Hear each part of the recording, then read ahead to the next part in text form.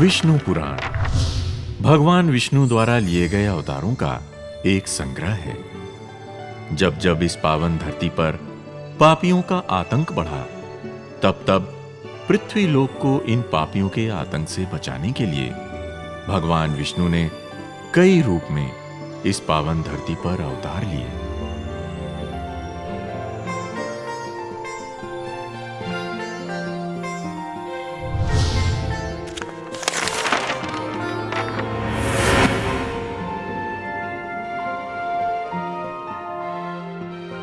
ये कहानी भी भगवान विष्णु द्वारा लिए गए एक अवतार की कहानी है, जिसकी शुरुआत होती है विष्णु लोक के मुख्य द्वार से।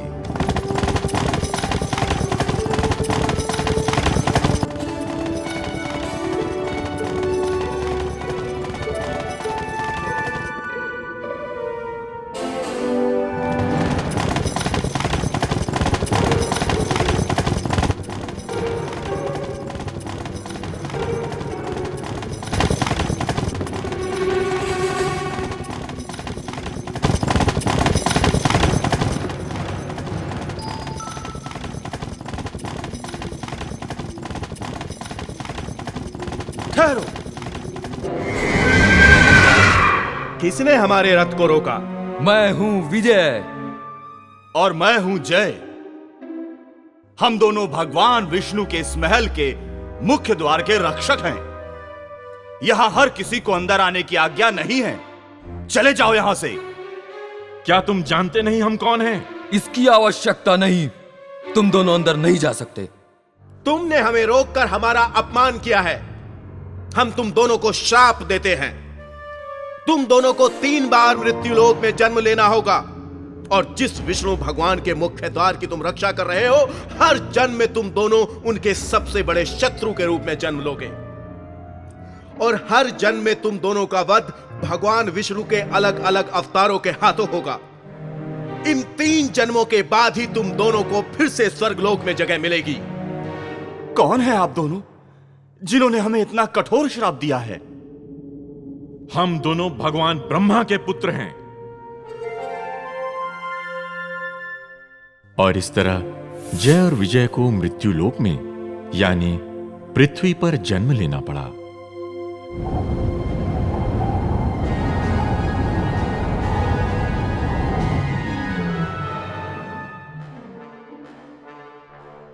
इन दोनों का पहला जन्म असुर वंश में हुआ। दोनों सगे भाई थे। एक का नाम था हिरण्यक्ष और दूसरे का नाम था हिरण्यकश्यपु। श्राप के अनुसार दोनों ही भगवान विष्णु के कट्टर शत्रु थे, और जो भी भगवान विष्णु की पूजा करता था, वे उसे मौत के घाट उतार देते थे, फिर चाहे वो ऋषि मुनि हो या देवता। सारी मानव जाति इन दोनों भाइयों के आतंक से भयभीत थी और थर थर कांपती थी। और फिर हिरण्यक्ष का वध करने के लिए भगवान विष्णु को वराह का अवतार लेना पड़ा।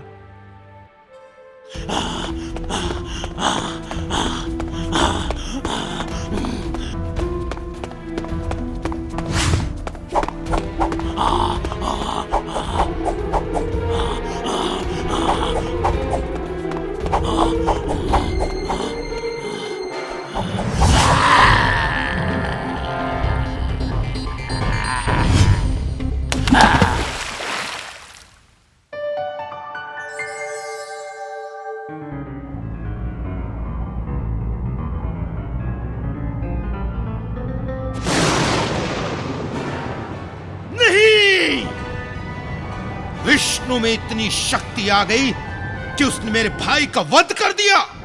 मैं विष्णु का नाश कर दूंगा, सारे देवताओं को मिटा दूंगा। मुझे विनाश चाहिए, विनाश।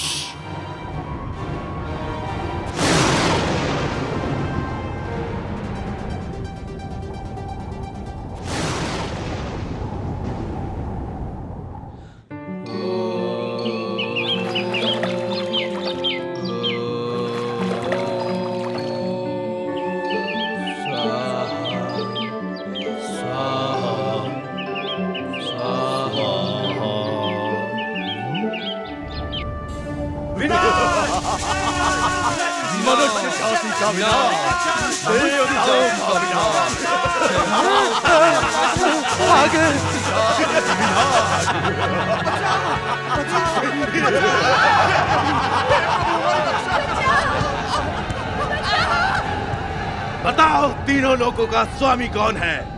भगवान विष्णु, वही हमें पालने वाले हैं। और हम तुम्हें मारने वाले हैं।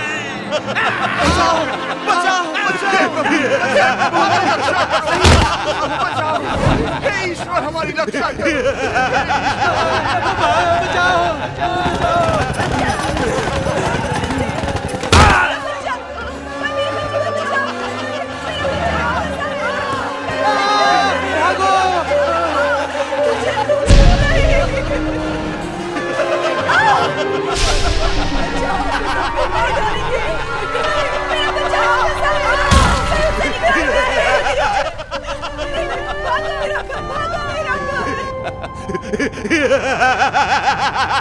हैं? देवता देवता यहाँ कैसे आ गए? भागो, नहीं तो देवता हम सभी को मार डालेंगे। भागो, भागो, भागो, भागो, भागो। कोई भी असुर जीवित नहीं बचना चाहिए। आक्रमण करो, किसी को भी छोड़ना मत।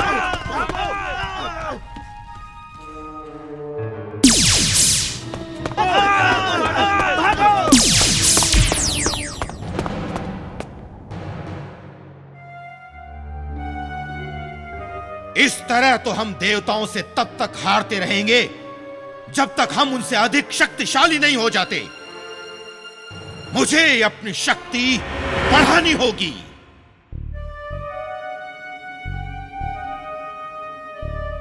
अगर मुझे तीनों लोकों का स्वामी बनना है तो मुझे विष्णु से अधिक शक्ति प्राप्त करनी होगी, और इस शक्ति को पाने का एक ही उपाय है, बस एक ही उपाय।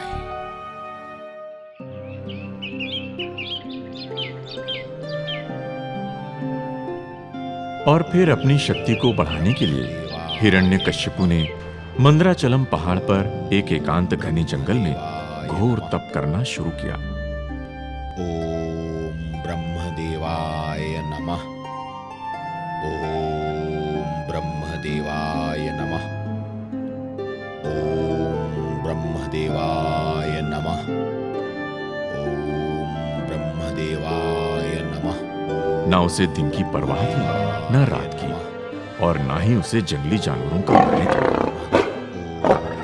ब्रह्मदेवाय नमः।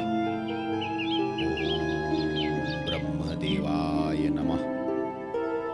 ओम ब्रह्मदेवाय नमः।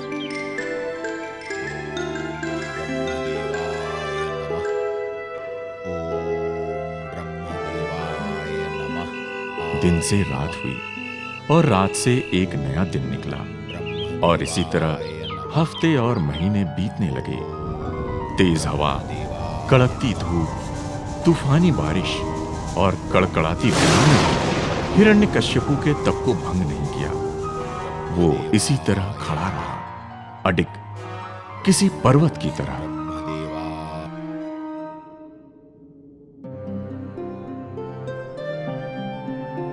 देव, जब से हिरण्यकश्यपु ने अपनी तपस्या शुरू की है, तब से असुरों ने भी पृथ्वीलोक पर अपने अत्याचार बंद कर दिए हैं। हाँ, और ये हमारे लिए सुनहरा अवसर है इन असुरों की शक्ति को हमेशा हमेशा के लिए नष्ट कर देने का।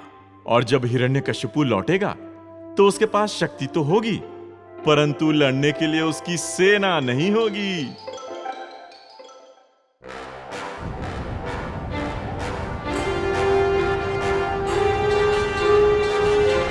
भागो, भागो! देवता लोग हम पर आक्रमण करने आ रहे हैं। भागो! बिना अपने राजा के हम इनका सामना नहीं कर सकते। भागो! जान बचानी है। बचाओ! भागो! रुको! अरे मैं तुम्हारी पत्नी हूँ, हमें भी अपने साथ ले चलो। तुम अपनी जान बचाओ, मुझे अपनी बचाने दो। भागो! बचाओ अपनी जाने। भागो! रुक जाओ। रुको। जिस तरह असुरों ने मनुष्यों के साथ अत्याचार किया था, देवताओं ने उन असुरों को मारकर उस अत्याचार का बदला ले लिया। सारे के सारे असुर इतने घबरा गए थे कि वे देवताओं का सामना नहीं कर पाए और गाजर मूली की तरह कटते चले गए।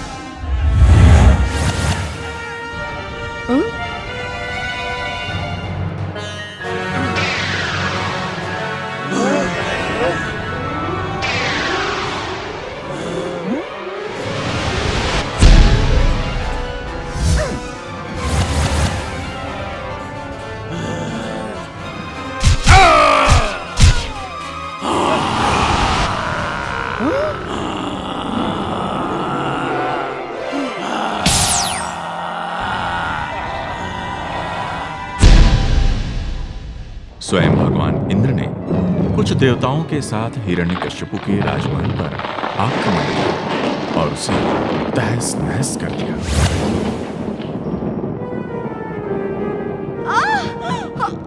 आहा, असुर राज्य की महारानी कह दूं।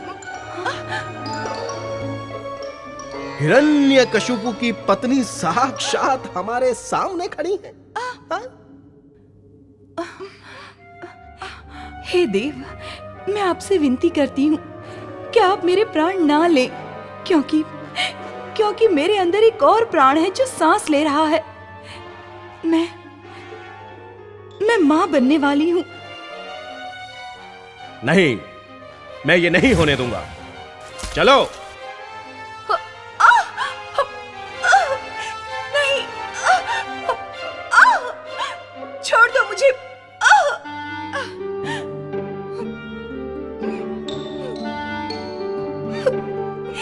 हे इंद्र, कैसे देवता हो तुम जो एक पराई स्त्री को इस तरह बलपूर्वक ले जा रहे हो? असुर भी ऐसा कुकर्म नहीं करते। जाने दो मुझे। इसमें मेरा और मेरे होने वाले बच्चे का क्या दोष है जो आप हम दोनों का वध करना चाहते हैं? तुम्हारा दोष यही है कि तुम हिरण्यकशिपु के वंशज को जन्म देने वाली हो और देवताओं और मानव जाति की भलाई के लिए मैं इस शिशु के जन्म लेते ही इसका वध कर दूंगा। नहीं, नहीं, मेरे शिशु को मत मारो।